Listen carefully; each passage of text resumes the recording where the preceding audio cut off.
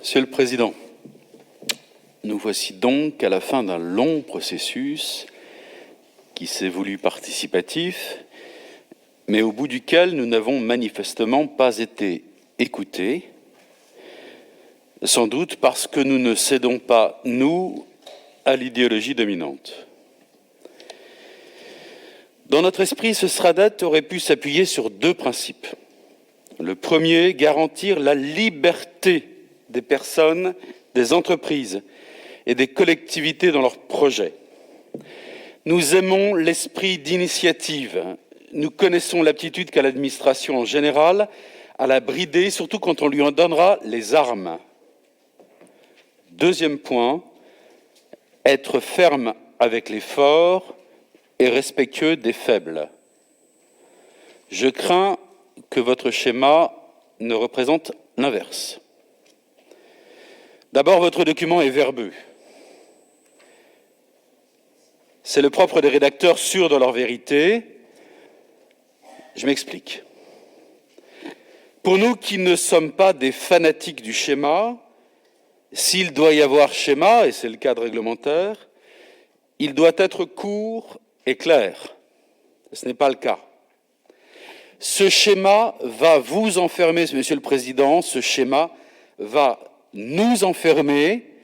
C'est le problème du plan, du gosse-plan. Cela ouvre la voie aux interprétations les plus diverses. Et en général, celles qui sont retenues par l'administration sont les plus contraignantes. Puisqu'il doit y avoir SRADDET, nous aurions aimé qu'il ouvre grand les bras à l'exercice de la subsidiarité. Vous l'appelez différenciation. C'est-à-dire à la plus grande des libertés possibles pour les collectivités et au-delà pour les Bretonnes et les Bretons. Pour nous, ce n'est pas le cas. D'autre part, qu'est-ce qu'il y a de breton dans ce SRADDET ?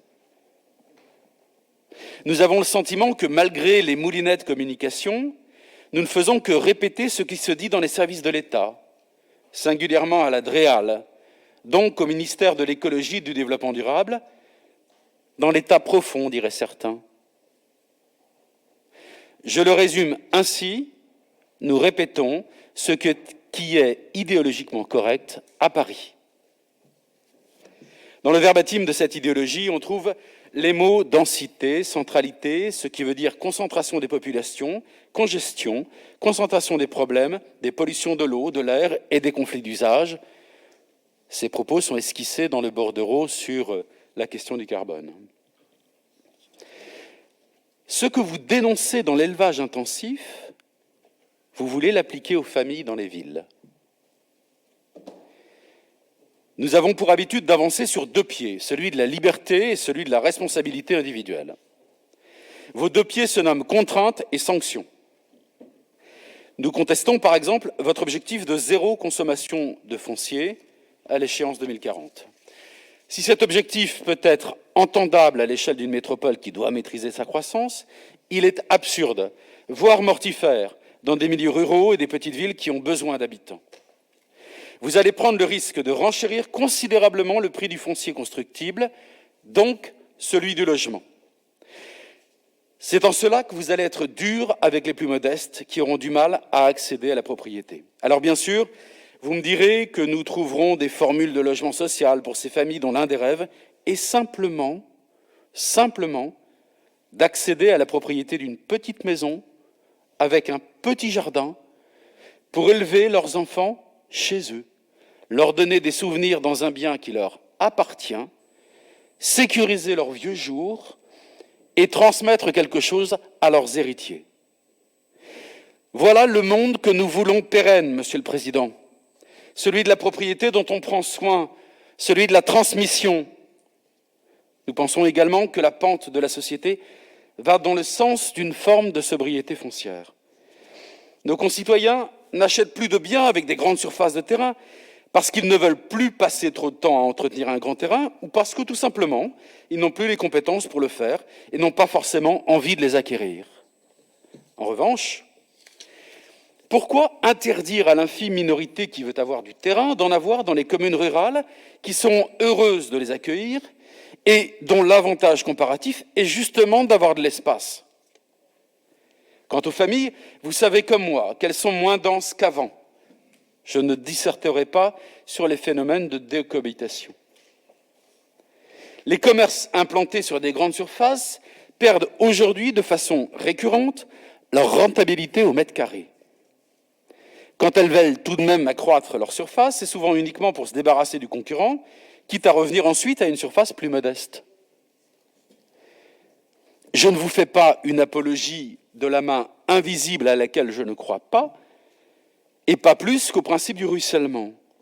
Mais je dis simplement qu'il n'est parfois pas nécessaire de réglementer quand le mouvement naturel a déjà pris le pli. Reconstruire la ville sur la ville et le bourg sur le bourg. Bien sûr, nous sommes pour.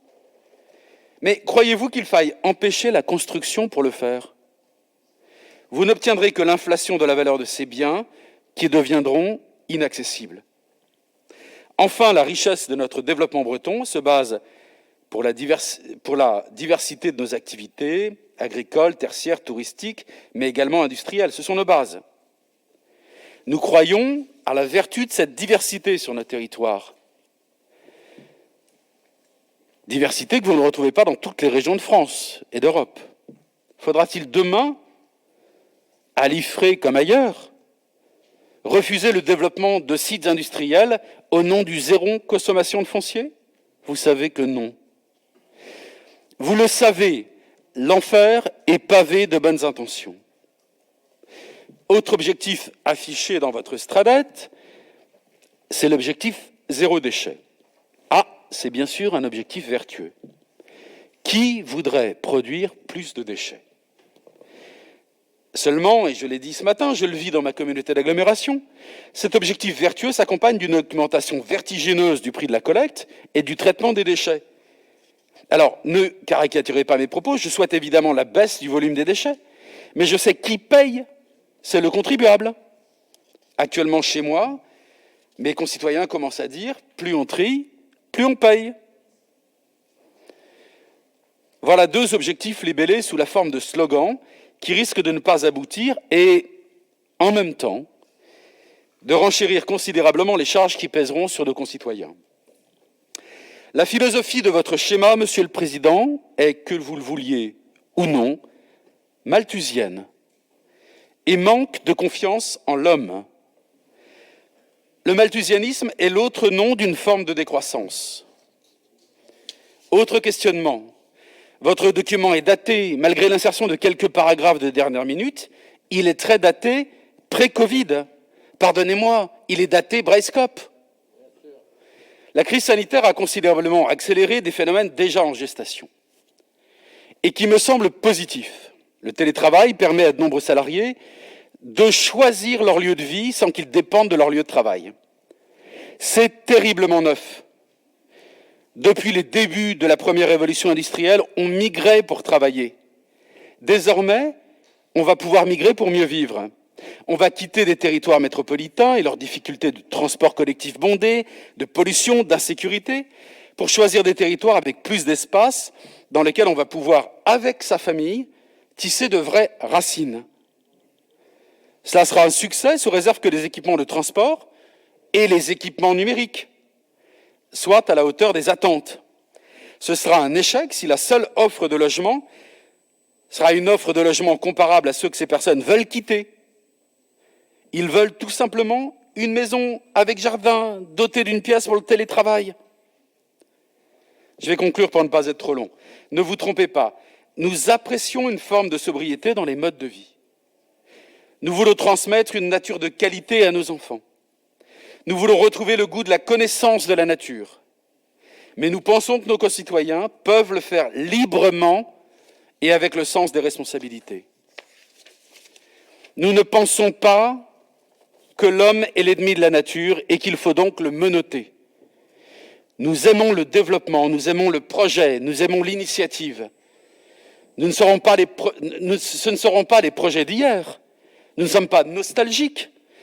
mais nous voulons que nos concitoyens puissent mener des projets le plus librement possible et qu'on ne leur dise pas comment il faut penser. Nous pensons que nos concitoyens sont capables de prendre soin de la nature, d'en être respectueux, de prendre du plaisir à la connaître et à la protéger comme on le fait d'un patrimoine inestimable transmis par nos prédécesseurs et que l'on peut transmettre dignement à nos successeurs. Mais nous savons que nous ne le ferons pas par la contrainte et la sanction, mais par l'exercice de la liberté et de la responsabilité. Nous ne voulons pas d'une écologie qui ne voit l'homme que comme un danger et un prédateur. Nous voulons une écologie qui intègre en son cœur la vie des hommes et des femmes, de leurs familles. Nous voulons une biodiversité qui s'ouvre jusqu'à l'espèce humaine. Nous ne voulons pas d'un malthusianisme nourri de désespérance. Nous voulons une écologie qui puisse se vivre comme un humanisme. Nous aurons l'occasion de le défendre, cette vision, dans les mois à venir. Nous pensons, Monsieur le Président, que votre Stadret ne répond pas à ces façons d'être et de faire qui sont les nôtres. Nous pensons que votre Stadret prépare une Bretagne corsetée. C'est pourquoi nous voterons contre ce projet.